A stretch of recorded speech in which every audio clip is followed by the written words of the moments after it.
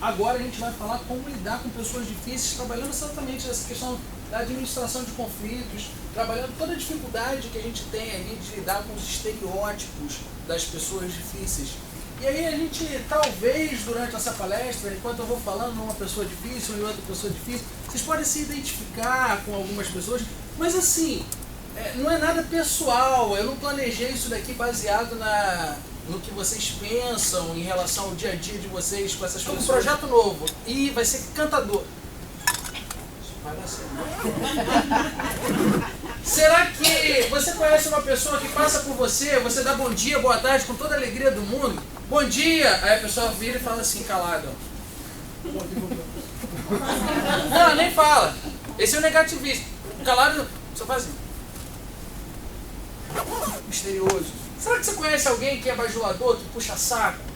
Que está lá naquele lugar só porque é filho do dono ou porque é primo do dono? Será que você conhece alguém que é sabichão?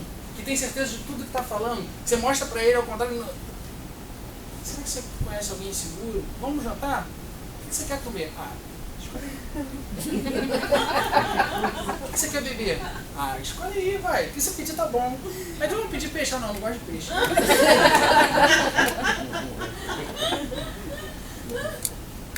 Então, esses são os estereótipos que vêm do livro Como Lidar com Pessoas Difíceis, que é um livro bem antigo, mas que ele leva a gente ao pensamento comportamental.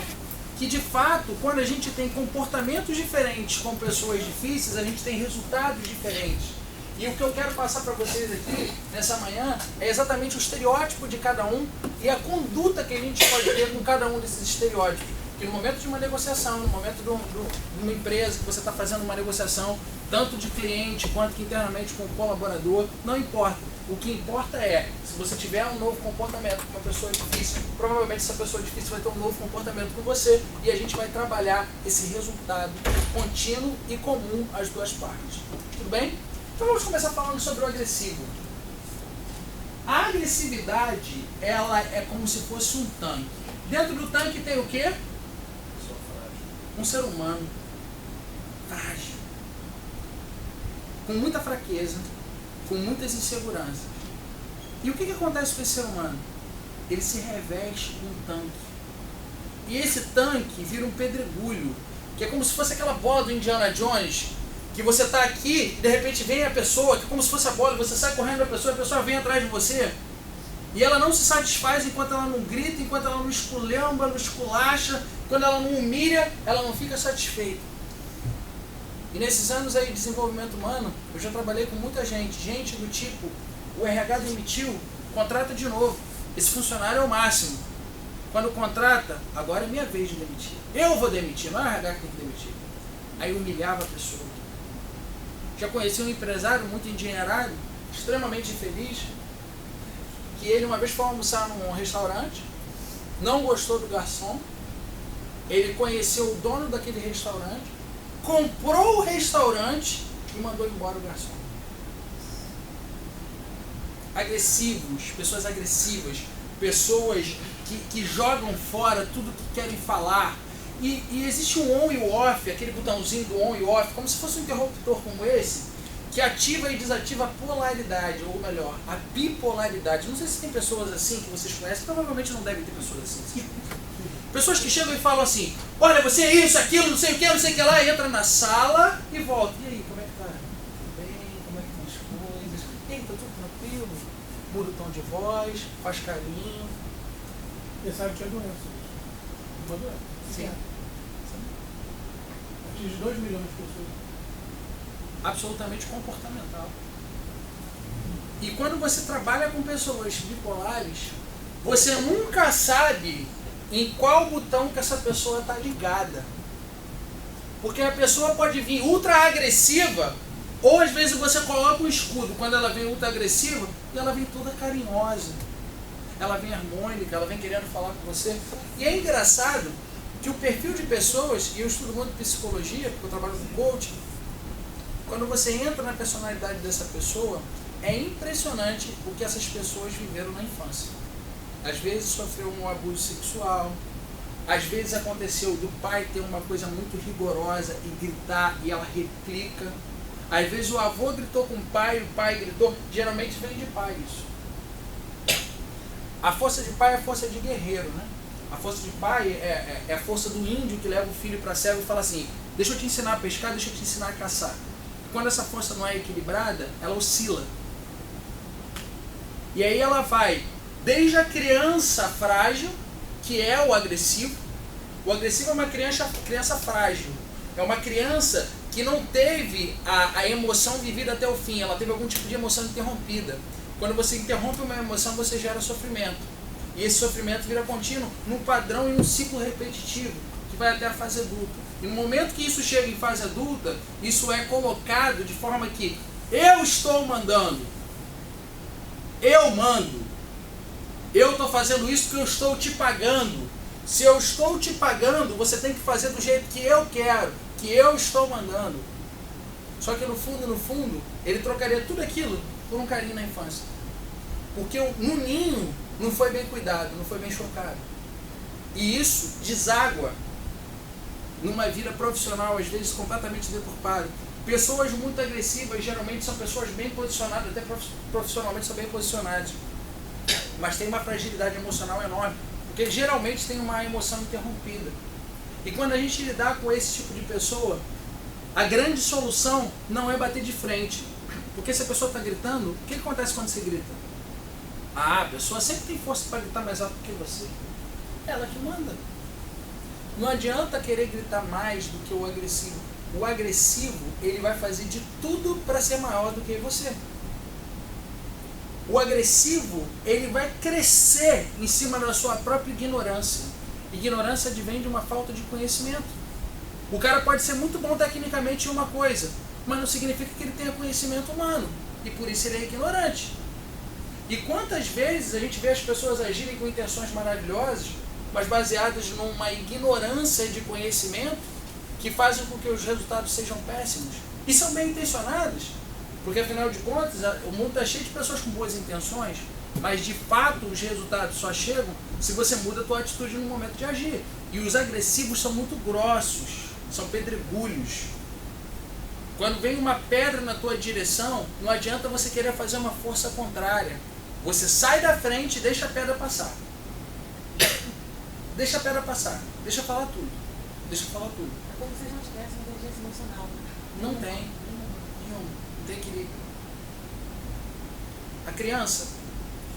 O que acontece com a criança quando a criança está com fome? Chora. Por que a criança chora?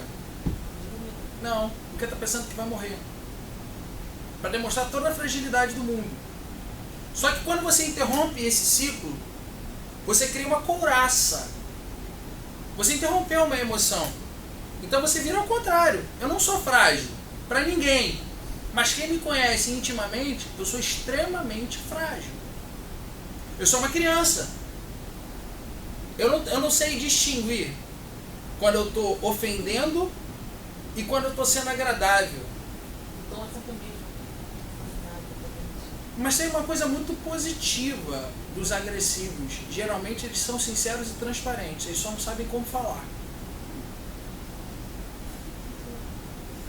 Não, gente, não é pessoal não. Pode ficar tranquilo. Os agressivos, eles geralmente são transparentes, mas eles são grossos. Eles não têm... É uma ignorância. E aí o que você faz?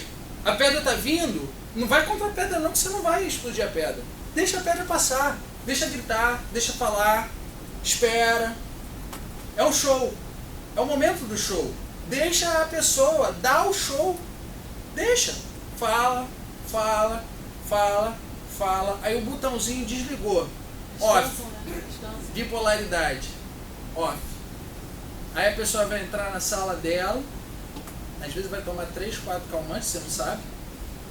Às vezes vai ligar para a mulher, porque geralmente essa pessoa quando liga para a mulher muda a voz. Não sei se vocês já passaram por isso. Geralmente é assim: eu não falei nesse relatório isso, isso e isso. É amorzinho. Bipolaridade. A pessoa oscila nas emoções. Então quando passa isso tudo, desligou, você senta na frente da pessoa e conversa com a pessoa. Geralmente a pessoa não vai reconhecer o erro, porque ela sabe que ela vai agir assim outras vezes. a pessoa que é bipolar ou a pessoa que é muito agressiva, ela tem consciência que ela é assim. E ela não faz a menor diferença de mudar. Por quê? Porque se os pais não fizeram isso por ela, por que ela tem que fazer isso por alguém? É muito mais profundo do que a gente imagina. Quando eu tive a oportunidade de estudar na Alemanha com Bert Helling, que é um terapeuta que trabalha única e exclusivamente família, eu fui lá estudar família com ele. A gente começa a entender que as nossas relações profissionais originam de dentro de casa. Principalmente nos 7 anos de vida, que é o primeiro ciclo. A gente tem a tendência ou de duplicar ou de fazer o contrário. Até no gosto musical a gente é assim. Por que você escuta isso? Pô, eu escuto isso porque meu pai escutava quando eu era pequeno. Por que você escuta isso? Porque eu odiava quando meu pai botava aquele outro tipo de música, eu coloquei isso daqui. Porque aí era quanto que meu pai fazia. E a gente vai repetindo padrões. Padrões, padrões, padrões. O agressivo, ele só duplica aquilo que fizeram com ele. Pode reparar, a pessoa que é muito agressiva, pergunta como é que foi a infância. É muito raro ter um agressivo com uma infância realmente boa, tranquila, com amor de pai e mãe. Geralmente o agressivo, ele é assim porque ele não teve esse carinho de infância. Então ele na vida adulta, ele vai o tempo inteiro trabalhar o que ele teve exatamente. Ele vai repetir um padrão. Pessoas agressivas são completamente previsíveis. É muito raro, eu digo assim, se você conviver, tá? Não estou falando assim, você conheceu uma pessoa hoje, a pessoa foi agressiva com você, não é isso. Estou falando daquela pessoa que você convive, que você trabalha com a pessoa, sei lá, 6 meses, a 1 ano. Os agressivos, eles são muito previsíveis. Você consegue olhar e falar, pô, essa pessoa hoje está atacada. Eu uso muito isso. Você consegue visualizar e falar, caramba, essa pessoa hoje está naquele dia. Hoje... Mas depende. mas o homem também fica. Dependendo do dia, parece que está de TPM também. Mas os agressivos são muito previsíveis. Então, o que fazer? Deixa a bola passar, espera acalmar, senta e conversa. Talvez ele não reconheça o erro, mas ele vai reconhecer a solução. E aí você aplica a solução. Ou você leva a solução junto com esse papo que você vai ter. E aí você conversa. Tudo bem com o agressivo? Alguém quer fazer alguma pergunta? Então vou seguir. O segundo é o rabugento. Rabugento é o seguinte, você está numa roda de amigo, é aquele cara que sempre faz a piadinha sem graça, que as pessoas têm que rir só para não deixar o cara mal. O cara é sem graça. Ele só fala as coisas em metáforas.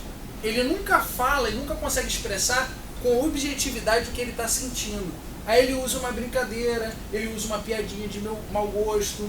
Só que com isso, ele continua sendo o tempo inteiro pejorativo. Uma vez, ele vai cutucando, e vai devagarinho, até você se irritar. Quando você está completamente irritado, ele vai enfiando a faca um pouquinho mais, vai torcendo. Totalmente. Ele é sarcástico. Quando você fica chateado, ele fica feliz. Não é pessoal. Não conheço a vida de ninguém aqui, tá? Por favor. Mas é isso. Vai catucando. E aí o que acontece? A solução? Desprezo? Não.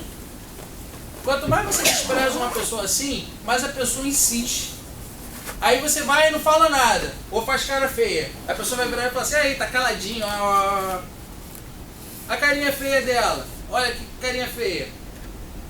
Vai agredindo, vai enfiando a faca, implicando, até você se irritar. O grande objetivo dele ou dela, do sarcástico, é te tirar do controle. Ele quer que você perca a paciência, e aí ele vira e fala assim, ó, tá vendo? Viu? O que fazer então de fato com o sarcástico, com o rabugento? Olha nos olhos e fala sério. Quando é uma pessoa que faz muita piadinha, você olha nos olhos e fala sério, a pessoa volta a si mesmo e fala o seguinte, olha, eu entendi. E de fato, a pessoa pode até voltar a brincar com você, mas brinca com respeito. Porque geralmente o sarcástico, ele não tem espaço para você olhar nos olhos. Porque às vezes não é um ser humano o suficiente para isso. Então brinca, deixa de lado, joga uma piada e vai. Olha nos olhos e fala. Muito sem graça a sua piada. Não tem nada a ver com a ocasião. A pessoa nunca mais vai brincar com você da mesma forma. Nunca mais vai olhar para você com os mesmos olhos. E não é fácil lidar com o sarcástico. Porque o sarcástico, ele por ser muito engraçado, ele tem amizade com todo mundo. Mas aí ele mira. Essa pessoa aqui, essa eu vou atingir. E aí começa a brincar. Aí vai fazendo as metáforas, mas não tem objetividade nenhuma, sabe? Aquela pessoa que quer falar que está afim da outra, mas vai brincando por um lado, vai brincando por outro, vai monitorando, porque o sarcástico monitora. O sarcástico, ele olha e fala assim, hoje essa pessoa está fazendo isso, amanhã ela vai fazer aquilo. E ele vai monitorando. E se você não para e bate de frente, dá um chega para lá, ele continua e vai alimentando isso. Porque quanto mais ele vai alfinetando, mais ele se diverte. Diga. Diogo, a resposta contundente para eliminar a intenção de provocação, ela precisa ser em público ou individualmente, dentro da sala dele? Porque às vezes ele faz isso só em público. Se você fizer dentro da sala dele, ele dentro da sala dele vai ser uma pessoa. Fora ele vai ser outra. Porque geralmente o sarcástico, ele tem a coisa de colocar uma máscara e não mostrar a própria personalidade. Ele quer palco no caso, talvez. Faz com todo mundo. Mas ele quer palco, talvez. Quer, total. Porque ele é o mais engraçado de todos. E por ser o mais engraçado, ele é o mais importante. Ele é o centro das atenções. Muito, muito. E se ele for superior hierárquico, como é que se olha nos olhos e dá uma nessa para os outros? Aí era a palestra de manhã, quando a gente falou da independência, né? Se você é forte o suficiente, independente o suficiente, acredita em você é o suficiente, automaticamente quando você faz isso, você vai assumir suas consequências. Teve uma palestra, né? Teve sobre gestão de pessoas. Porque para você fazer isso com o superior hierárquico, você tem que assumir o teu próprio ser. Fernando, dá uma olhada ali, por favor, porque eu acho que saiu. Só apertar aquela bolinha que está embaixo ali, por favor. Eu vou contar um caso. A bolinha de baixo. Não, de baixo. Aí. Não, aperta de novo. Isso. Valeu. Tá dentro do rabugento. Eu vou contar um caso que é muito legal. Teve um cliente meu, eu trabalho com coaching, né? Coaching você desenvolve a pessoa. Você faz a pessoa se sentir melhor, tanto na vida pessoal quanto na vida profissional. E ele chegou pra mim e falou assim, Diogo, olha só, eu quero montar um negócio. Beleza, monta um negócio. Vamos montar um negócio. Qual negócio? Um negócio de importação e exportação, ok? Mas o que você quer com isso? Cara, eu quero fugir do meu trabalho, não aguento mais o meu chefe fazendo piadinhas. Eu sou homossexual, não me assumo como homossexual, e ele fica jogando piadinha em cima de piadinha para que eu fale alguma coisa sobre isso. Ele queria montar um negócio? Não se garantir. Ele queria fugir dele mesmo. A partir do momento que ele foi forte o suficiente, quando o chefe dele jogou uma piadinha para ele, ele virou e falou assim, qual o problema que você tem com o homossexual? Por que toda vez que você fala nisso, você se irrita com isso? Será que você tem problema com os outros ou você tem problema com você mesmo? Nunca mais o cara jogou uma piadinha de homossexual na mesa. Nunca mais. Mas por que ele fez isso? Porque a gente trabalhou em empoderamento dele. Ele se sentiu forte o suficiente, inclusive para assumir qualquer consequência profissional. Que no caso foi muito melhor, tanto para ele quanto para o chefe. Porque eles cortaram a relação de que o chefe tentava colocar intimidade e ele colocou mais profissionalismo. Agora ele vai me ver 100% com os olhos profissionais. Era o objetivo dele, ponto. O cara respeitou muito mais ele, o trabalho rendeu muito mais. Imagina você todo dia pro teu trabalho e a pessoa implicar com você. Por qualquer coisa que você esteja. Ah, você gosta de ler os livros do, sei lá, do Paulo Coelho? Pô, que legalzinho. Imagina todo dia a mesma coisa. Por qualquer motivo. Isso é um saco. Mas para que você tome determinado tipo de decisão com o rabugento, você tem que assumir as consequências. E para assumir as consequências, você tem que estar forte. E é o que eu falei de manhã sobre a independência. Será que a gente é forte o suficiente na nossa carreira e a gente faz com que a nossa carreira tenha substância para poder a gente tomar a decisão e saber que a gente é forte o suficiente para assumir as consequências, alcançar os nossos objetivos? Aí é um trabalho de base. Beleza? Quem mais tem a perguntar sobre o rabugento, o sarcástico? O rabugento e o sarcástico pra mim É a mesma coisa. O rabugento é a personalidade que é o sarcástico, que é o engraçadinho, que faz as metáforas. Tá. Vamos ao terceiro. O negativista. Tudo é não.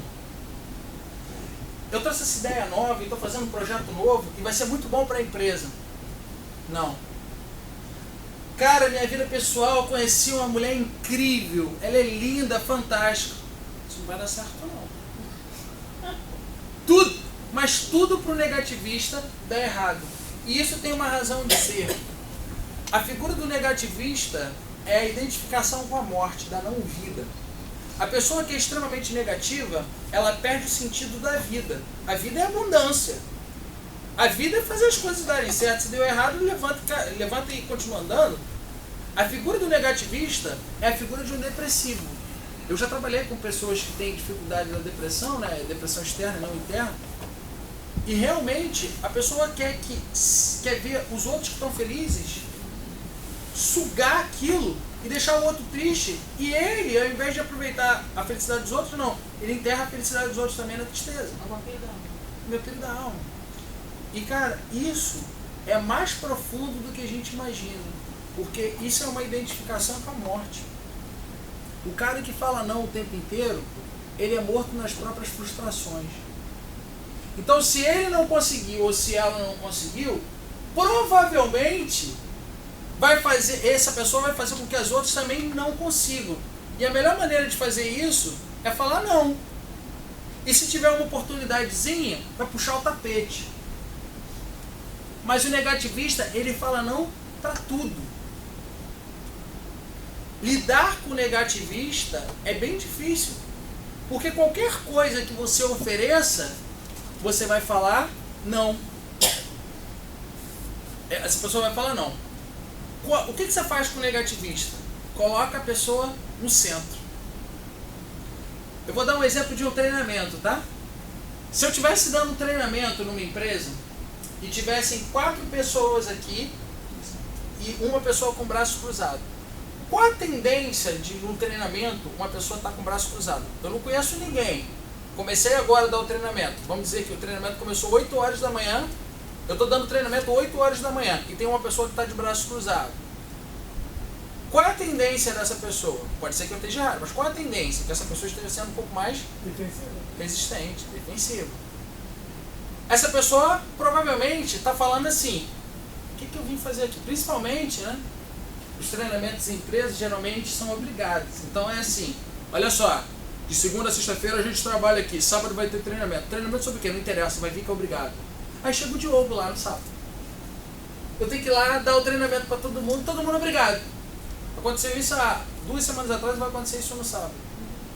Todo mundo durante a semana trabalhou loucamente. Sábado vai lá para o treinamento. Não fala nem o que é o treinamento, o que vai gerar de benefícios. Fala que é obrigado.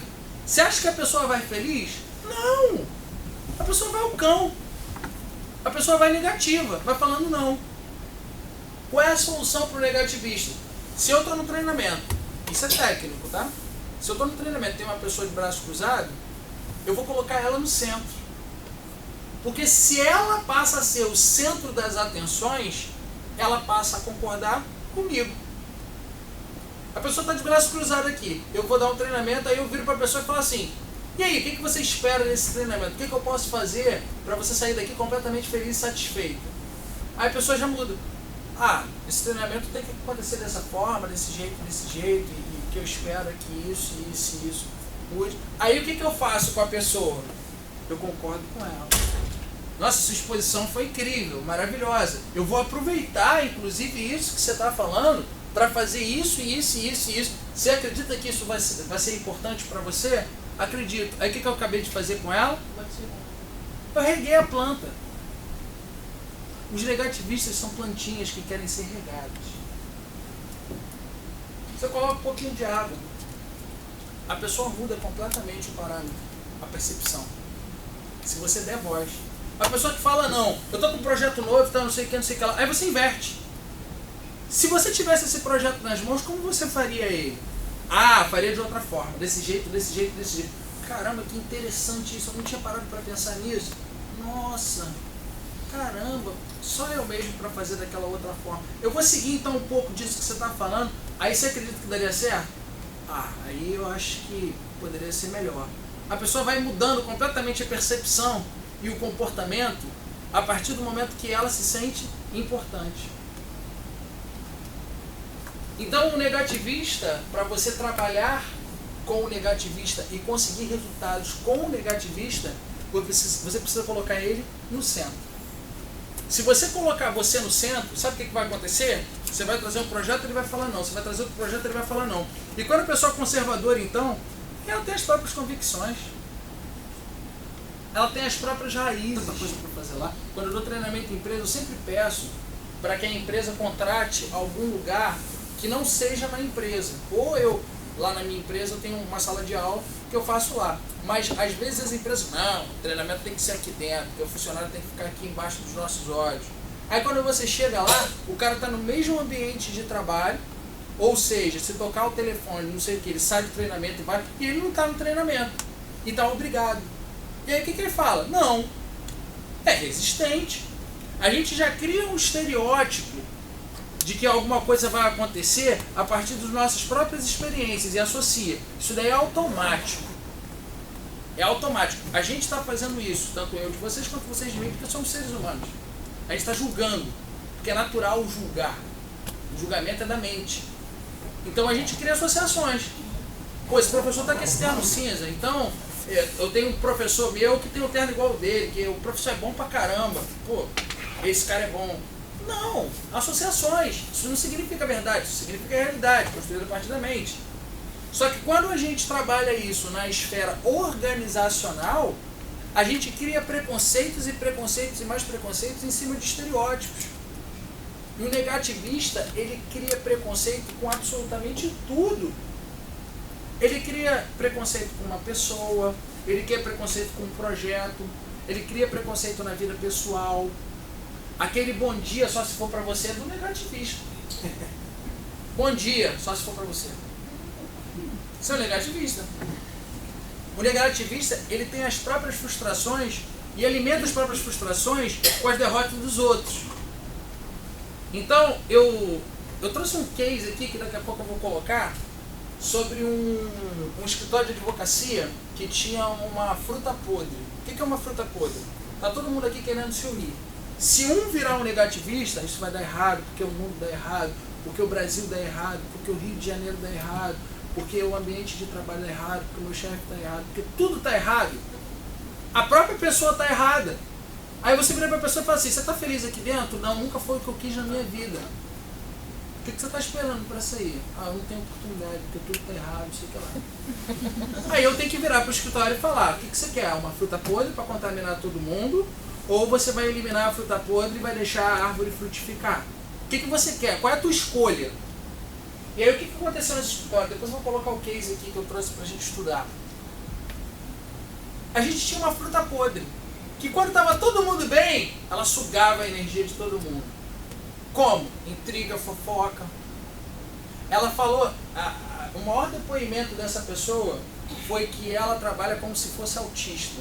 Ela chega no lugar, se puder não falar com ninguém, ela não fala. Se ela tiver que fazer o que ela tem que fazer, se ela puder nem falar com o chefe dela, ela não fala. Cara, qual o resultado que essa equipe vai ter com uma pessoa assim naquela equipe? A gente tem que dar o máximo de oportunidade, e eu falei isso de manhã, desde que não prejudique a primeira pessoa. Qual é a primeira pessoa numa empresa? A própria empresa, a própria pessoa, a pessoa jurídica. Mas essa atitude dele é consciente? Consciente. O mundo é um caos. Tem uma educação.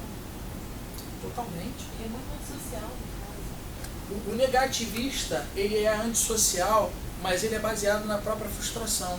E ele se alimenta disso. Então, se você demitir, o que ele vai fazer? Tá vendo? Vai falar mais ainda. Não. Tá vendo? É ruim mesmo. Ele se alimenta. Tem uma pitada de maldade, né? Depende de quem quer maldade. que é maldade? Um negativista que está identificado com uma morte, o que é maldade? Maldade é o jeito que ele se comporta ou maldade é o que ele sofreu? Porque o negativista, ele tem energia de morto. O que é energia de morto? É a não vida. Quando você se identifica com o morto, você faz esse movimento naturalmente, é às vezes uma rejeição de um pai ou de uma mãe.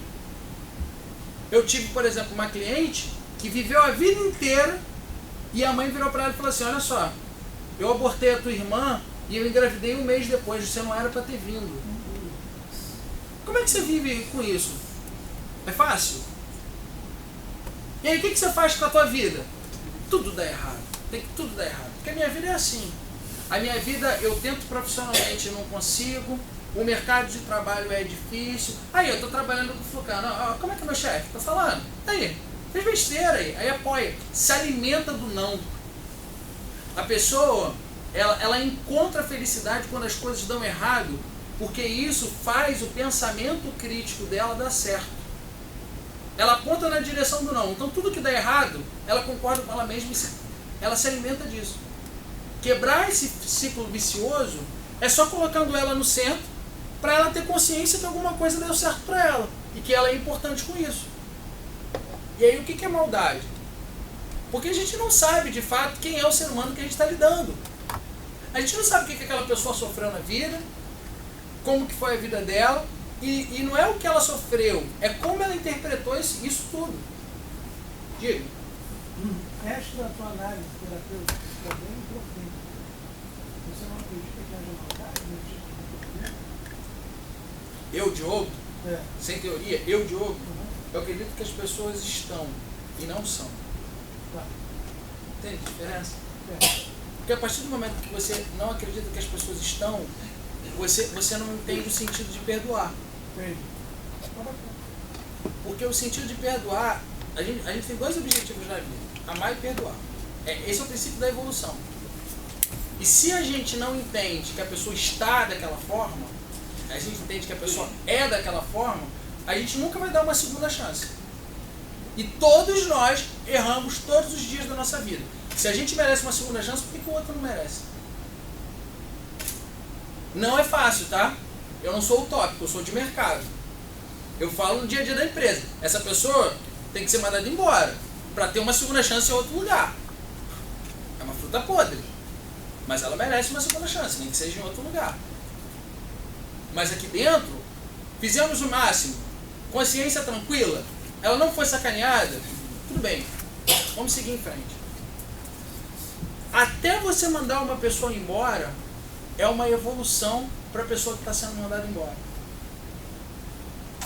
Tudo depende de como você interpreta os fatos. Porque às vezes tem gente que fala assim, ai, preciso mandar uma pessoa embora, ai, que maldade que eu vou fazer. Não, calma aí.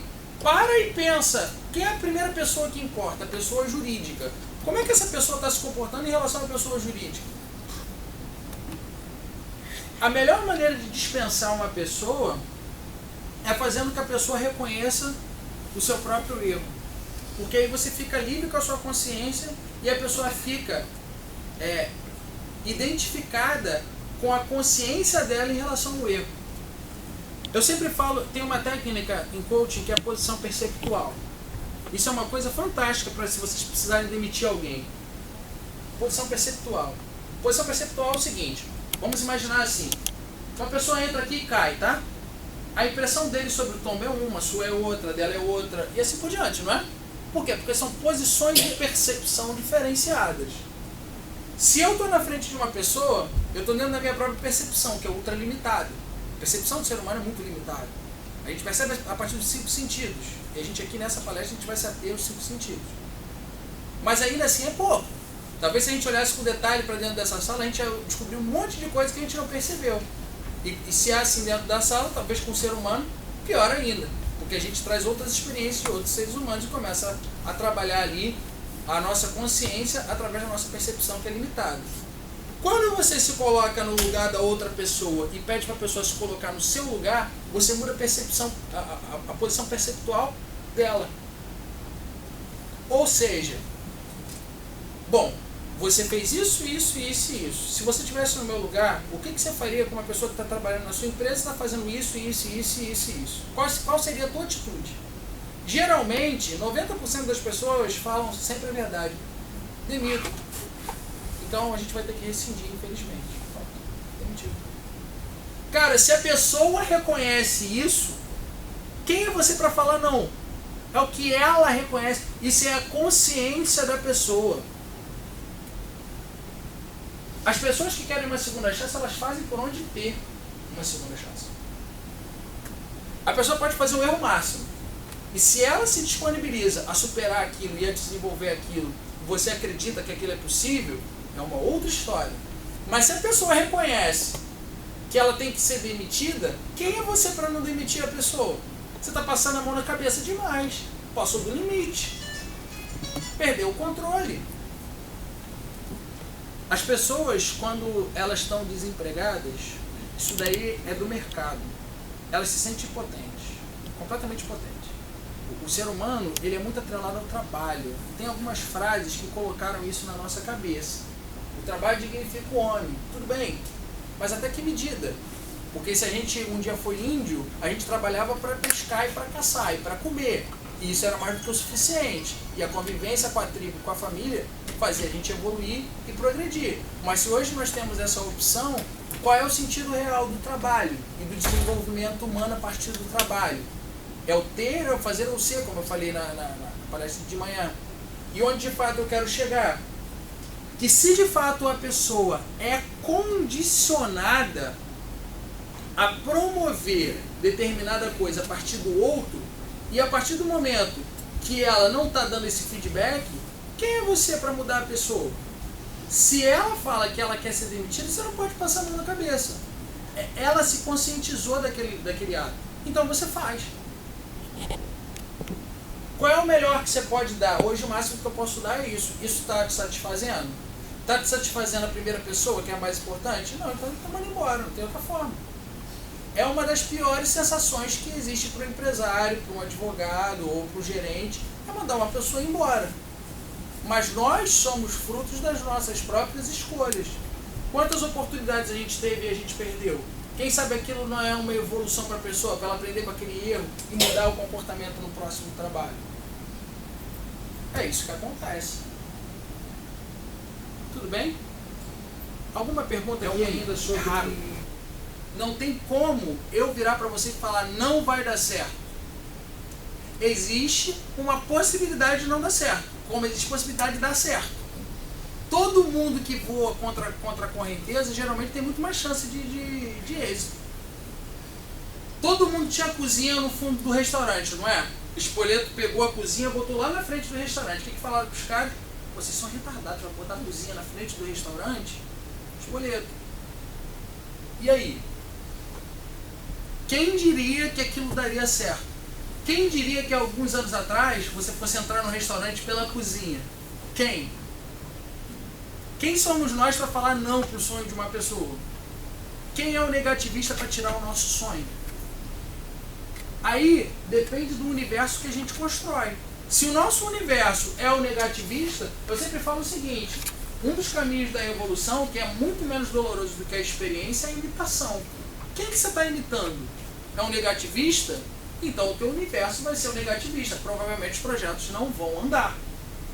Provavelmente os resultados vão continuar sendo os mesmos. Muda a referência. Compara e volta para o negativista se é aquilo que você quer. Muda a referência. Eu falo isso muito para estudante. Quem é a tua referência profissional? Quem é o melhor da tua área? Quem são os melhores no Brasil? Quem são os melhores no mundo? Quais são as tuas referências? Qual é o teu universo? O que você quer atingir? Ah, o meu universo é o estágio que eu faço e o meu chefe. Tudo bem, ele pode ser incrível. Como você pode olhar para o mundo e ver outras pessoas que são muito mais incríveis do que seu chefe? E provavelmente, se a gente for parar para pensar aqui, e a gente for colocar assim, você contrataria o seu chefe ou os chefes que você teve na vida? Provavelmente a gente vai falar que não, né? Por quê? Porque os comportamentos que você vê não são os comportamentos que você visualiza como algo que você gostaria que fosse para você. Só que aí você atrai aquilo. E tem um porquê de você atrair aquilo. Princípio evolutivo. A gente atrai aquilo que a gente sente, como o Buda fala. A gente atrai aquilo que a gente sente. Então, se você está atraindo essa pessoa, é porque você está sentindo aquilo de alguma forma. Ou seja, no contraditório, ou seja, na semelhança. Então, o que não fazer com o negativista? Entrar na dele. Você pode entrar na dele? Pode. Mas busca uma referência antes. Pô, eu entreguei esse projeto aqui e o cara falou não. Antes de aceitar, deixa eu ir ao mercado. Deixa eu ver como é que funciona o mercado. O mercado é assim mesmo? Cara, eu vejo isso. Você vai no Sebrae, às vezes um atendente mal preparado destrói o sonho de uma pessoa que poderia alimentar múltiplas famílias com uma empresa. E o Sebrae é um órgão fantástico, mas às vezes tem pessoas que são mal preparadas e são negativistas. Às vezes o cara que está atrás do balcão sendo um consultor do Sebrae é um cara frustrado que queria ter a própria empresa. E aí? Quem é o cara para falar não?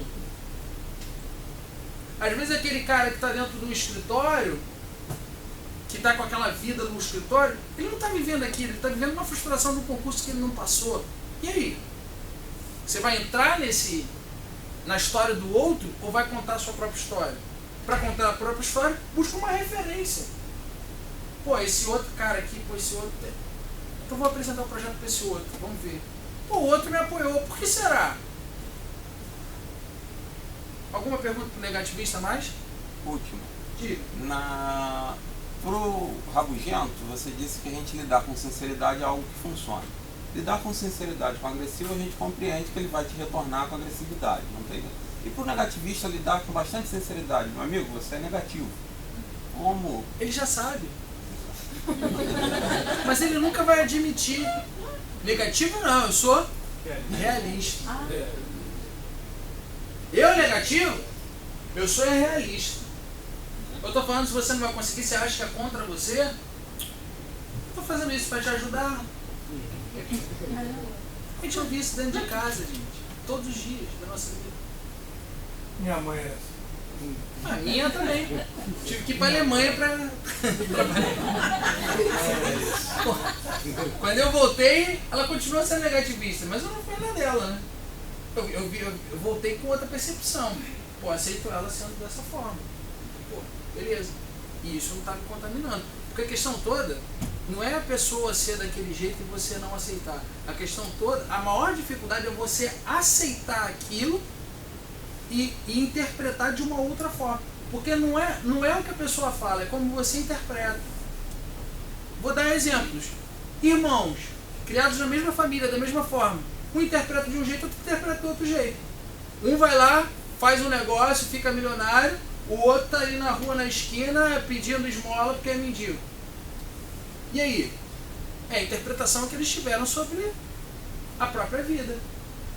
E eu vou falar, às vezes a gente não é forte o suficiente, a gente tem que buscar ajuda mesmo. Tem que buscar um profissional às vezes.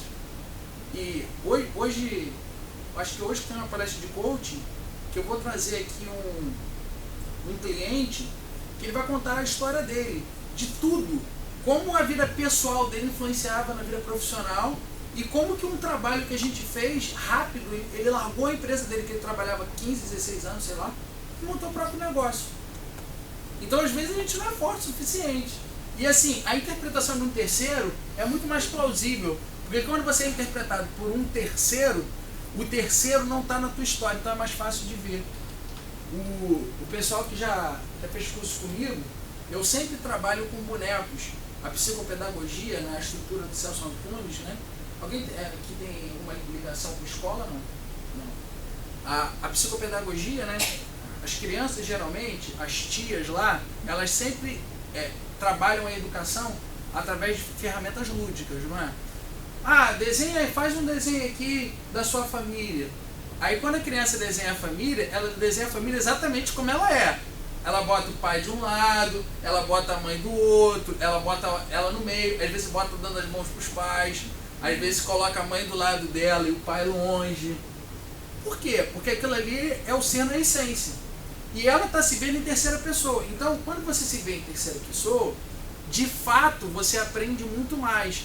Porque quando você se vê em terceira pessoa, não é você. E se não é você, fica leve. Você tira, você joga uma visão externa. Por isso que pedir conselho é ótimo. E aconselhar é melhor ainda. Porque o erro não é teu. E é fácil pra caramba. Você tá com um monte de problema no relacionamento afetivo aqui. Aí o teu amigo vira e fala assim, pô, tô querendo me separar da minha mulher. Pô, tu é o melhor, a pessoa mais indicada pra falar. Que aí você vai julgar ele, vai julgar ela, tudo a partir daquilo que você conhece. Aí o cara vira e fala assim, caramba, obrigado pela ajuda e tal, não sei o que lá. E por que a gente não resolve o nosso? Porque tá no nosso é pesado, no terceiro é leve. Você aponta. Como que eu trabalho? Quem já estudou comigo aqui sabe. Eu trabalho com bonecos que eu faço a pessoa se ver em terceira pessoa. Buda, Jesus Cristo, todos os grandes mestres sempre trabalharam com parábolas. Por quê? Porque quando você se coloca em terceira pessoa, você ativa a tua inconsciência. E quando você ativa a tua inconsciência, é muito mais fácil de você perceber os pontos de defasagem e os pontos de acerto. Então é mais fácil de você focar. Esses conselhos e esse que estava com o problema, deu por podem ser nocivos ou às vezes podem ser legais? Na maioria dos casos, se for uma amizade, você conhecer a pessoa há muito tempo, são legais. Não é assim na nossa vida? E não é fácil aconselhar um amigo? Sim. Só que a percepção é tua. A mulher trai o cara 10 vezes, ele quer continuar com ela. Ou então a mulher apanha. Que nem eu tive uma funcionária que apanhou 7 anos de um cara, amava o cara. Se separou do cara, amando o cara, voltou pro cara, pegou o cara traindo ela em cima da cama dela, voltou pro cara de novo. Eu aconselhando é ótimo. Pô, pega a lógica. Lógica da vida é assim, é uma engrenagem, ó. Então ele traiu ela e ela não é feliz, então não sei o que, ela se separa. Tem um ser humano. E você entende o que bate dentro dela? A pessoa que é masoquista, que aceita apanhar, é um prazer distorcido. Isso não cura da noite pro dia, assim.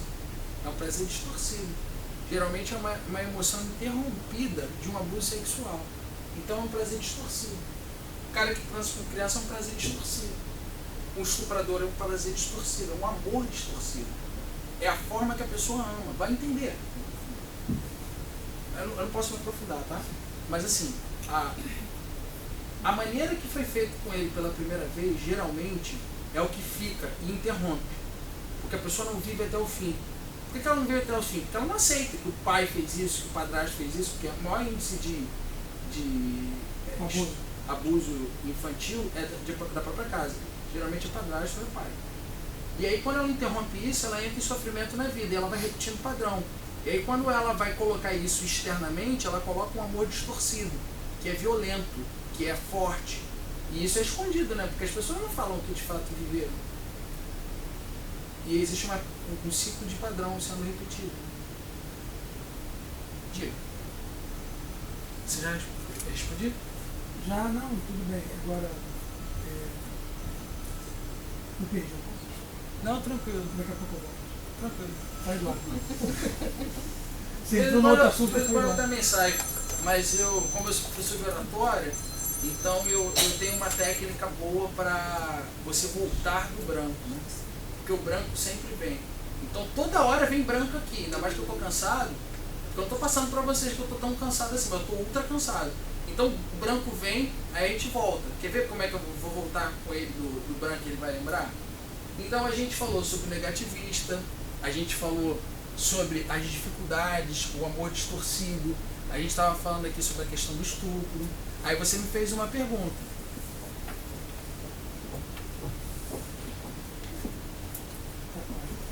Pra te ajudar mais ainda. A gente falou do agressivo, do tanque, depois a gente falou do rabugento, aí a gente falou do negativista, e a gente falou do não. A gente falou que isso é uma identificação com a morte. Você já trabalhou com abuso, um abusador em potencial que tinha uma vida normal, cotidiana dentro da empresa? Houve um caso disso? Muitos alcoólatras, pessoas que fumam, que não conseguem largar o cigarro. Todo movimento interrompido já é uma compulsão. Tá? A gente não precisa chegar no caso de psicopatia, não, tá? tua. Lembra aquele dia tal, no lugar tal, na esquina tal, que você fez isso. E o outro dia na esquina tal, no lugar tal, não sei o que lá. E dentro daquele restaurante que você estava com a roupa tal, cor azul, não sei o que lá. Tudo isso somatizado, minha decisão é essa, ponto. Mas deve ser grande para segurar isso bem. Mas o calado, ele sofre sozinho. Só que ele somatiza. E quando ele pede ajuda, por que ele não consegue fazer amizade? O que você faz? Ele geralmente ele faz amizade, mas ele faz com pouquíssimas pessoas. E isso, o calado não tem muito a ver com timidez não, tá? Timidez e o estereótipo que eu tô falando aqui não tem a ver com timidez não. Ele é confiança. Não, teria a ver com autoconfiança. Quando você é muito oprimido de uma coisa, você não confia em você mesmo, porque você passa a confiar na voz que está te regendo. Quando você passa a ter uma independência na tua vida e você começa a tomar as próprias atitudes, ainda assim você para e fala, tá, mas fulano, ciclano, beltrano, eu estou observando tudo, mas eu também tenho que confiar em mim. Então a autoconfiança baixa. Quando você vira para ele e reconhece similaridade, a autoconfiança dele transborda. Por isso ele faz associação, por isso ele faz aliança. Mas ele somatiza muito. Pessoas que vocês conhecem que são muito caladas, geralmente são extremamente estressadas. E aí elas olham para você caladas, né? Aquele ar assim de estresse, porque somatizam. Respondido? Mais alguma pergunta com calado? Posso seguir para o bajulador? Bajulador, puxa saco. Aquele cara que ele tem sempre a opinião dele, que é de um jeito não técnico, que é de um jeito político, e ele sempre ganha de você. Ele não é técnico, ele não tem capacidade, ele não tem habilidade, mas ele faz uma orquestração tamanha que politicamente, ele consegue chegar na frente. A figura de um bajulador sempre é a figura do que não veio primeiro. É o segundo que quer ser o primeiro. Numa relação familiar, e geralmente isso aparece muito em empresas familiares, em relações familiares, é o excluído que foi incluído. Ou seja, para a família era aquele cara lá que não ia dar em nada, que não sei o que lá, então vem para cá trabalhar com a gente. Agora a gente vai te promover. Então tá. Então você vai começar logo como gerente. Sem o menor preparo, sem a menor técnica, sem o menor jeito. Ele vai lá encarar.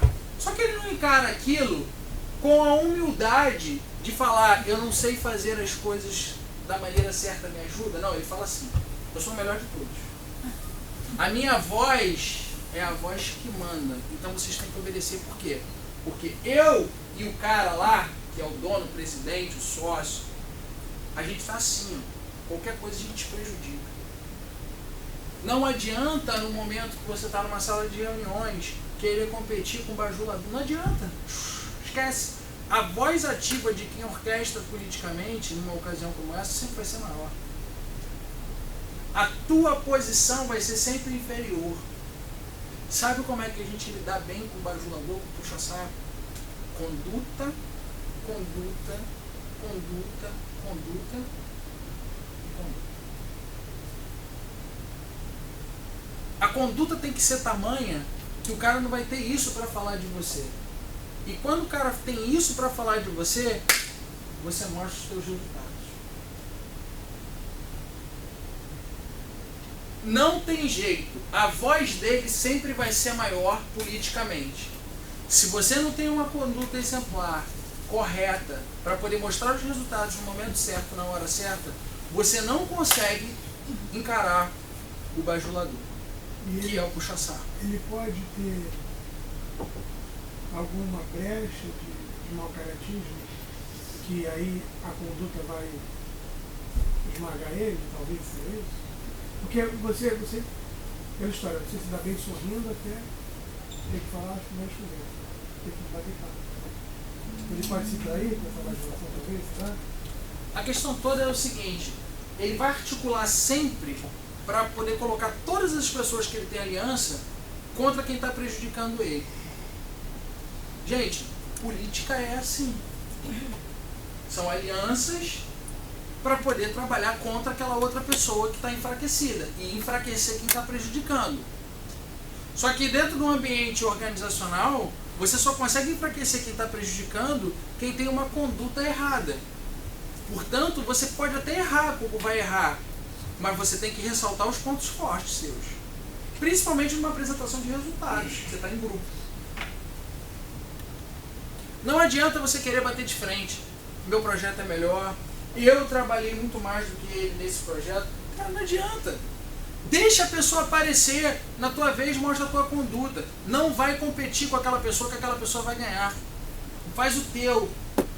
Conduta. Foco. É o teu comportamento que vai dizer.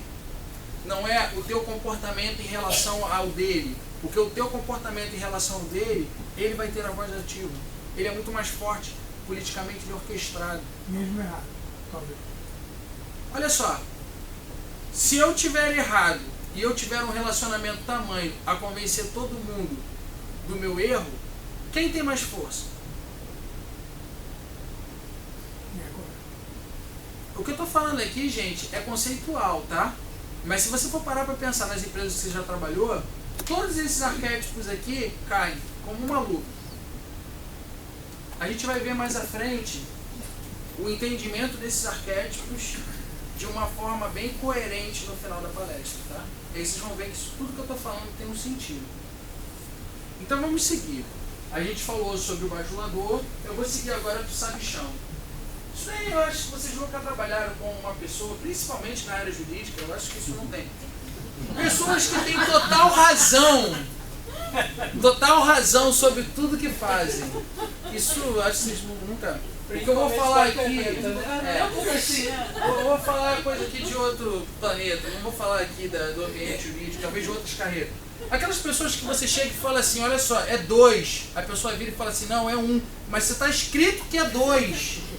A gente pode desenhar que é 2. E a pessoa fala, é 1. E aí você fala de novo, olha só, eu juntei esse documento, esse, mais 30 mil documentos falando que é 2. A pessoa vira e fala, é 1. Não adianta, cara. O sabichão, não adianta você bater o teu resultado com o dele, porque ele nunca vai dar o braço a torcer. Aí a gente se identifica com cada um, né? Aí depende da nossa vida. Mas a gente vai se identificando. Quando eu dou essa palestra, é natural que a gente se identifique com a nossa situação mais complicada. Geralmente é uma coisa que a gente está vivendo no momento, ou uma coisa que a gente já vive há algum tempo, né? E a gente vai se identificando. Mas o sabichão não é fácil, não. Não é mesmo. Porque assim, é o maioral, né? Ele está acima do bem e do mal, semideus. Se Deus discute com ele, ele ainda tem razão. E aí o que eu falo para vocês é o seguinte, não adianta você somar o teu resultado e mostrar o teu resultado com o dele, porque resultados não mudam a vida do sabichão, não adianta. Com o sabichão você tem que lidar com o método. Por que é 2? E não adianta você pensar que ele vai dar o braço a torcer, não. O comportamento dele é assim. Ah, então partindo desse princípio e tal, tô vendo que tem um outro caminho também. Ele nunca vai falar que é o outro caminho, ele vai falar, tem um outro caminho também. Então dentro desse outro caminho, eu sinto que a gente realmente pode chegar a um outro resultado, também esse outro resultado. Ele nunca vai colocar a concordância com aquilo que você está falando no fim. Ele não dá o braço a torcer. Não adianta você querer convencer a pessoa sobre alguma coisa que ela não muda. O sabichão, ele não muda. É um método. Repare que os perfis, para você lidar com os perfis, os comportamentos têm que ser diferentes. Por exemplo, se eu tivesse aqui a conduta do bajulador com o sabichão, adianta? Não. Olha só, minha conduta é correta, eu sou uma pessoa correta e dentro disso eu cheguei a esse resultado. Tá, mas o meu é melhor. Peraí, pega esse resultado aqui que é melhor. O conservadorismo, geralmente o sabichão é uma pessoa muito conservadora. E a gente tem muito isso em choques de geração. Olha só, trouxe uma coisa nova para você e tal, não sei o que lá, não, calma aí. A minha já dá certo há não sei quantos anos, então o time que está ganhando não se mexe. Isso é muito do sabichão. Muito. De você olhar e falar, não, olha só, como é que pode? Todo mundo está aplicando isso, o mercado inteiro está aplicando isso. O concorrente está aplicando isso há 10 anos, o outro não. Eu sei porque assim, em escritório de advocacia eu já vi tudo, né? Eu já vi um cara multimilionário que me contratou para poder fazer uma... E aí eu falei para ele, mas por que você não... Não, mas olha só, é o meu jeito, é assim. Inclusive a moça lá da editora falou que estava à minha disposição como uma jornalista, que ela ia vir aqui, não, mas eu não quero. Esse é o meu jeito, sabichão. Tá ali. Todas as respostas estão ali. A figura do sabichão, né, é a figura que eu falo de semideus. Ele tem razão de tudo. E o que é engraçado é que existem pessoas que discutem para ter razão, não para ser felizes. Enquanto eu não provar para o outro que eu tenho razão, eu não vou ficar satisfeito. Não está pensando nem na própria felicidade, nem na felicidade do outro. Está pensando em ter razão, ponto. Eu tenho um exemplo que é bem legal, uma cliente minha na área imobiliária, que ela e a irmã, as duas ganham o mesmo salário, a irmã vai 3 vezes por semana, chega 4 horas e sai às 6, e ela trabalha de domingo a domingo tocando a operação. Uma vez eu indaguei para ela, bom, mas e dentro da empresa, como é que funciona isso? O senso de justiça de pagamento, de recompensa, é justo esse salário? Ela falou, justo não é, mas isso daí contribui para a minha felicidade familiar. Porque se eu discutir quem tem razão sobre isso, eu vou destruir o meu ciclo familiar, porque isso pode trabalhar. Então eu ganho isso, estou satisfeito com isso, e é o que funciona, e tá bom assim. Isso raramente acontece, de você lutar não pelo que tem razão, mas o que faz o sentido do todo. Geralmente a gente luta pela nossa própria razão. E tem uma coisa interessante, que a pessoa que é muito racional, que é muito sabichão, que é muito sabichona, ela volta a se questionar e ela não consegue se satisfazer nem com as próprias respostas das próprias perguntas. E ela vive no universo dela. É uma caixinha, né? É uma caixinha. Ela vive nas próprias convicções e ela trabalha para as próprias convicções. Ela foca nas próprias convicções. Não, não escuta. Pra quê? Vai escutar. Se é o semideus, sabe de tudo. Tem todo o conhecimento do mundo em si mesmo. Então, a figura do sabichão é essa. Trabalhar com o sabichão é método. Provar por A mais B, por A mais C, por A mais D, não adianta. Adianta o método usado foi esse. Os resultados obtidos são esses. Mas preste atenção no método. Preste atenção no método, de como que é feito, não do que é feito. Preste atenção no como que é feito. Aí você consegue fazer com que uma pessoa mude a opinião. Ou pelo menos concorde com uma outra possibilidade, que é o razoável. Uma pergunta aqui, gente? Diga.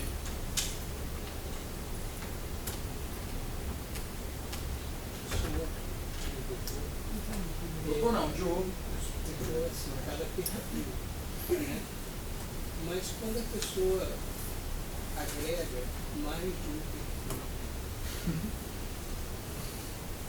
Daqui a pouquinho eu te respondo. Daqui a pouquinho a gente vai entrar nesse tema. Tá? Aguarda só mais uns minutinhos. Vou falar do inseguro e a gente parte por isso aí. Você parece quando vai ter hoje em você fala? Vai ser à noite. 6h45. Posso seguir? Alguém tem alguma pergunta sobre o assunto aqui? Diogo aqui 18 horas. Então é 8. No finalzinho. A de 6 pode estruturar a escritório de advocacia. A de 6 vai ser muito bom. Essa é a última, né? A de 6h45 eu vou trazer um case de planejamento estratégico. E a de 8 horas eu vou falar de coaching. Vamos seguir então. O inseguro. O inseguro é o seguinte. O inseguro é quando você não tem como fazer com que a pessoa mude a tomada de decisão porque ela oscila o tempo inteiro e não se posiciona. Tranquilo, normal, é que o rapaz saiu, mas tranquilo. O inseguro, ele muda de decisão o tempo inteiro. Já viram aqueles diretores que ficam assim e falam assim, olha, eu vou te contratar. Não, mas pensando bem, deixa eu fazer um novo orçamento aqui. Calma aí. Agora, para valer. Então, vamos lá, vamos assinar o contrato, vamos falar sobre isso. Você vai lá, se empolga, manda a proposta, faz tudo certinho, direitinho, se empolga, manda. Aí você liga para a pessoa, olha só, agora a gente se envolveu num projeto e a gente vai falar mais para frente. E vai. E é inseguro. É a mesma coisa aquilo que eu falei, né? Você sai para jantar com uma pessoa e aí o que você quer comer? Ah, escolhe você.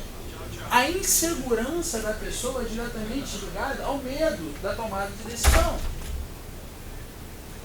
A maior dificuldade do inseguro é confiar em alguém. Pessoas que são extremamente inseguras geralmente não confiam nas outras pessoas. Ou aquilo que foi falado pra gente quando era pequeno. Confie desconfiando. Não dê voz a estranhos. Não, mas se você não dá voz a estranho, a pessoa que você nunca viu na vida, você conheceu num evento, não pode ser teu cliente. Você está dando voz a estranho. O inseguro, ele leva isso com convicção para a vida dele. Ele não confia, ele confia desconfiando. Ele confia com 5 pés atrás, então não confia. O trabalho que deve ser feito com o inseguro é o seguinte: você deve desenvolver no inseguro o resultado. Porque o resultado no inseguro é diferente do método que a gente falou anteriormente do sabichão. O inseguro, ele só toma a decisão com o resultado. O que você quer comer? Ah, qualquer coisa, pede aí. Olha, a picanha daqui é muito legal, por causa disso, disso, tem um prato aqui legal, o risoto é esse. Quando ele vê o resultado, então beleza, então vamos pedir isso. O inseguro, ele é completamente comprometido, a decisão dele é completamente comprometida com o resultado. Então o que você deve fazer é trabalhar o resultado. Que aí quando a pessoa tem muito medo de alguma coisa, o que ela quer de verdade? Ela quer superar aquele medo. Só que geralmente a pessoa fica no medo. Ah, eu tenho medo de nadar. Por que você tem medo de ir para a praia, de nadar? Ah, porque quando eu era pequena aconteceu isso, que eu me afoguei, que aconteceu não sei o que lá. Beleza. Aí o que ela faz? Ela fica no medo ao invés de ficar no resultado. Quando você foca no resultado, tá, mas então, se você realmente fosse para a água e nadasse, como seria? Como de fato teria mudanças na tua vida se você fizesse isso? E você já viu alguém que tem alguma coisa parecida e que de fato superou? E como foi o resultado nessa pessoa? Quando você foca no resultado, você empodera o inseguro. E ele se torna mais seguro para tomar a decisão. E aí, você conhece alguém assim, com esses perfis? Será que o que eu falei aqui faz sentido, não faz sentido? E o que a gente... Você talvez falou em matéria de corporativo, né? Gente que trabalha em empresa. Quando a gente faz carreira solo, como no meu caso, você vai lidando com as pessoas vivendo em cartórios, com juízes, quem são essas pessoas? Mas aí você tem que ter uma flema muito grande para identificar esses tipos e saber onde é que você se enquadra também. É isso que a gente vai ver agora. A gente vai ver agora o seguinte: será que você conhece alguém assim? Será que de fato as pessoas que você conhece têm um perfil desse? Será que de fato as pessoas comungam mais no perfil desse? Será que todas as pessoas que você conhece, incluindo a você mesmo, incluindo todos nós aqui, será que nós não temos um pouco de cada um desses perfis? Será que esses perfis realmente são negativos? Ou a gente pode olhar para eles com um outro aspecto? Por exemplo, em alguns momentos que você está vendendo alguma coisa, se você não for agressivo no momento da venda, você pode perder um negócio. Em algum momento, se você não jogar uma metáfora para aquilo que você precisa falar, você pode perder uma oportunidade. Em algum momento, se você não fala não para alguma coisa que pode prejudicar você ou a sua empresa, você está perdendo também aquela oportunidade de você cortar aquilo ali. Se você ficar, às vezes, muito tempo falando e não fica ouvindo, você deixa de observar as outras pessoas. Da mesma forma, em algum momento, tem algumas coisas que são além da técnica, são além do merecimento. A gente precisa orquestrar em algumas situações cunhos políticos que vão impulsionar a tomada de decisão. E além disso, às vezes a gente tem que virar para a pessoa e falar, olha, isso daqui é uma decisão que eu preciso ser conservador. Isso é uma decisão que experiências anteriores acumuladas, eu sei o direcionamento. Eu aceito o novo, mas eu também tenho esse direcionamento que é meu. E por fim, tem algumas decisões que a gente de fato está inseguro. E a gente precisa ter mais certeza da confiança da tomada de decisão. Então, qual a conclusão que a gente pode chegar no final dessa palestra? Todos nós somos pessoas difíceis. Extremamente difíceis. Cada um da sua forma. Tem umas pessoas que oscilam mais para uma, tem outras que oscilam mais para outra. Às vezes, como você está lidando com aquela pessoa, a pessoa está respondendo com aquele tipo de comportamento e arquétipo, mas às vezes aquela mesma pessoa dentro de casa funciona de um jeito completamente diferente. Como eu falei aqui do caso do agressivo, que é um tanque de guerra e de repente quando liga para a mulher, muda completamente. E o que eu quero passar para vocês? Que lidar com pessoas difíceis não é fácil. Por quê? Porque não é fácil a gente aceitar quem a gente é. Então, oi? Oi? Você aperta o seu botão, aperta muito. Quando a gente olha os erros das outras pessoas, tem duas questões aí. Ou é algum erro que a gente não reconheceu internamente na gente, que é difícil da gente reconhecer, mas que a gente tem, ou a gente está querendo ser aquilo. É uma tendência. E geralmente isso é inconsciente. Então todos somos pessoas difíceis. E o tempo inteiro as pessoas precisam ter esses comportamentos para lidar com a gente. Alguém tem alguma pergunta a fazer para poder eu fechar? Posso fechar? Então deixa eu só falar um pouquinho do evento antes de fechar. O evento vai se construir aí nesses 3 dias. A gente fez uma divulgação. Saiu no site da OAB, saiu na tribuna. Mas divulguem para os colegas de vocês. Porque eu sempre falo que é muito raro uma entidade de classe fazer um evento com essa estrutura, com tantas palestras bacanas. A gente vai ter aqui o Cavalieri, o Capanema, o Paulo Rangel, que fala de penal. Dá uma olhadinha na programação, não sei de cabeça. Mas assim, acompanha aí a OABX, foi uma grande oportunidade para a gente se atualizar, aprender e trocar informação e network, que é o principal desse evento.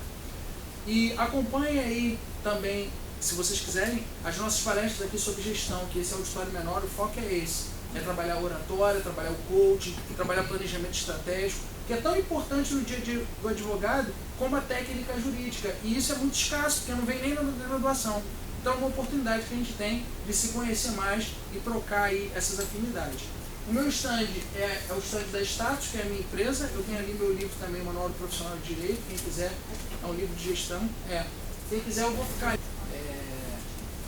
senhor lida muito com o ambiente corporativo, né? E assim, na classe de advogado, mesmo quando nós atuamos no ambiente corporativo, a nossa estrutura de advogado ela é muito pessoal, porque o profissional em si chega a vários resultados, cada um de uma forma, cada um tem um. E muitas vezes essa dependência do corporativo destrói o trabalho, porque ele tem uma visão técnica e precisa de uma conduta específica, né? Apesar que a troca de informações é importante entre o corporativo. Mas existem escritórios, entre aspas, que são mais inteiros, ou seja, o chefe pega o trabalho e distribui, e faz, né? É um negócio. Então, a minha pergunta é a seguinte: como colega ali, eu sou um profissional solo. E aí, a minha pergunta básica seria o seguinte: qual o foco, né, do seu trabalho? No nosso caso, que no meu achismo, nós, advogados, somos dependentes de tudo. Nós dependemos do cliente, nós dependemos do andamento do processo, nós dependemos da internet, nós dependemos de tudo. E assim, então, eu estou falando mais para o solo, porque logicamente no ambiente corporativo essa pergunta não caberia. Mas de quem você mais depende para que isso tudo aconteça? Como assim? A gente mais depende de que tudo aconteça de nós mesmos. Não, eu sei, mas eu estou dizendo assim, dentro da Não, tá. informação que o Vou te senhor está responder. passando para nós, né, no sentido de Uhum. lidar com as situações, Uhum. né, nós lidamos com muitas situações previsíveis ou algumas até previsíveis diariamente. Sim. Né? Então, o que eu pergunto é isso, qual o enfoque do seu trabalho, no nosso caso... Deixa eu te falar, porque você eu falou- atendo muito mais autônomo do que pessoa jurídica, porque a gente tem no Rio de Janeiro um universo de 80% de advogados autônomos, e até o controle que eu faço dessa feira, essa feira tem cerca de, acho que 85% do público são autônomos, parece que 10% são estudantes, e outros são escritórios, tanto funcionários quanto sócios de escritórios acima de 10 advogados. Você pode perguntar entre os colegas quem são autônomos? Legal. Quem é autônomo? É autônomo. A maioria. Eu trabalho muito mais com autônomo, com pessoa física, do que com pessoa jurídica. A questão toda é que quando o autônomo ele vai fazer um trabalho, por exemplo, de coaching, a tendência é que ele olhe para a vida dele e fale assim, isso é um peso. Só que o trabalho que eu faço é, primeiro, o movimento externo ele é muito maior do que o externo. Porque a justiça é lenta, mas tudo depende de como você interpreta. Se você parte do princípio que aquilo é lento, qual a nova maneira que você pode fazer para trabalhar aquilo? Outro exemplo, organização do tempo. Eu vou falar aqui sobre tempo e produtividade. Organizar o tempo pode você ser a empresa e ser todas as áreas da empresa, desde que você dê conta. Porque para uma empresa dar certo, para qualquer empresa dar certo, você tem que vender. E você tem que entregar. E quando você é autônomo, você tem que fazer os dois ao mesmo tempo. Só que se você não se organiza a ponto de, agora é para eu vender e realmente eu vou vender, você fica sobrecarregado de trabalho, no final do mês as contas chegam e você não tem fluxo porque você não tem giro. Então você pode centralizar a empresa em si mesmo. O David, lá, o meu amigo que fica ali na Presidente Wilson, que era camelô, ele fazia isso, ele mesmo atendia o telefone, ele mesmo entregava, ele mesmo comprava. Eu comecei como consultor, hoje eu tenho empresa, mas comecei como consultor e eu tinha que dividir todo o meu tempo. Porque se você não divide o teu tempo, você não tem tempo nem para vender bem, nem para entregar bem e pior, nem para cuidar de si mesmo. E o que faz tudo funcionar é o primeiro, é o último, que a gente falou por último, cuidar de si mesmo. Então, quando eu trabalho com autônomo, primeiro eu faço ele ter ele conseguir ressaltar a missão de vida dele, o propósito. Que ele não faz aquilo para ter, ele faz aquilo para ser. E quando eu falo de advogado, o senso de justiça, ele deve ser muito maior do que qualquer outra coisa. Ainda que tenha obstáculos como o judiciário. A partir do momento que você faz esse movimento interno, você faz uma reconciliação com pai e mãe, você foca hoje para poder olhar para o teu futuro, aí qualquer movimento externo que vier é interpretado de outra forma. Se você está bem internamente, se você está autoconfiante, se você está bem estruturado, se você sabe o que você quer, se você sabe o que você vai vender, tem advogado que não sabe nem o que vai vender. Quando você abre o escritório de advocacia, eu escrevi meu livro por causa disso. Porque a pessoa geralmente no início, ela quer vender tudo e não vende nada. O que você faz? Eu faço criminal, penal, tributário, trabalhista, civil Advogado bombril, né? e não vende nada. E por quê? Porque internamente a pessoa não vira e fala assim, eu vou trabalhar com direito regulatório. Ah, mas ninguém está fazendo regulatório. É a área do direito que mais cresce no Brasil. Sabia? Direito regulatório é a área que mais cresce no Brasil. Falta advogado, tanto nos escritórios, quanto as empresas procurando novos escritórios e não tem. O que é o regulatório? Nem sei. Licitação, estrutura, por exemplo, com a ANAC, com a Anatel, com agências reguladoras. Então, quando você fortalece o ser internamente e a gente olha para um foco, a gente vai ter coragem suficiente para focar nisso e os que vier externamente a gente vai lidar muito melhor. Mas todo movimento é interno. Só que a tendência é fazer o movimento contrário, que é o que eu falei na palestra de manhã. Me desculpa, a pergunta foi assim, eu não consegui objetivar, mas é porque eu pretendo me dividir nas palestras e focar a minha condução das palestras naquilo que realmente tem mais em conta. E assim, então é basicamente essa. Aqui assim, tudo que eu falar, por mais que eu possa falar a organização, gente, tudo isso daqui, se você estiver ali embaixo e for almoçar, você vai encontrar um garçom agressivo, você vai encontrar um garçom rabugento, tudo isso no nosso dia a dia. Então é só, se as minhas palavras de fato não estiverem atendendo, é só traduzir elas para aquilo que faça sentido para vocês. Beleza? Qualquer coisa eu estou aqui à disposição e eu vou finalizar aqui falando uma frase maravilhosa da Marilyn Monroe. Sou egoísta, impaciente e um pouco insegura.